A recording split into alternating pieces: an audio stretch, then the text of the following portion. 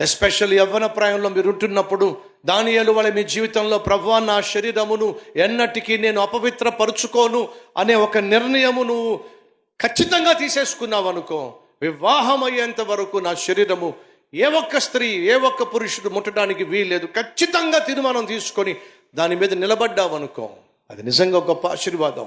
వివాహమైన పిదప వివాహమైన తరువాత దేవుడి ఏర్పాట్లో శారీరక కలయిక తప్పు కాదు. వినో, దీనికి నువ్వు కట్టుబడి ఉన్నట్లయితే అంతకంటే అద్భుతమైనటువంటి దాంపత్యం ఏముంటుంది. అలా కాకుండా ఎవరినో ప్రేమించి ఎవరినో ప్రేమించి ఆ ప్రేమ ముసుగులో ఒక్కసారి నువ్వు తప్పు చేసావు అని అంటే సైతాను వచ్చి అంటాడు, ఒకసారి తప్పు చేస్తే ఏమైంది, 10 సార్లు చేస్తే ఏమైంది, ఒకసారి వాడితో వెళ్తే ఏమైంది, 10 సార్లు వాడితో వెళ్తే ఏమైంది.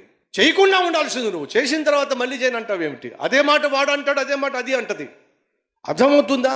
ఒకసారి సైతాను నిన్ను పడేశాడయ్యా అంటే మళ్ళీ మళ్ళీ మళ్ళీ మళ్ళీ పడేస్తానే ఉంటాడు. ఒకసారి నీ భార్య నువ్వు మోసం చేసావంటే 10 సార్లు మోసం చేస్తావు. ఒకసారి నీ భర్తను నమ్మక ద్రోహం చేసావంటే 10 సార్లు చేస్తావు. ఎందుకని? ఒకసారి చేసిన తర్వాత సైతాను విడిచిపెట్టే ప్రసక్తి లేదు. ఇస్సాకు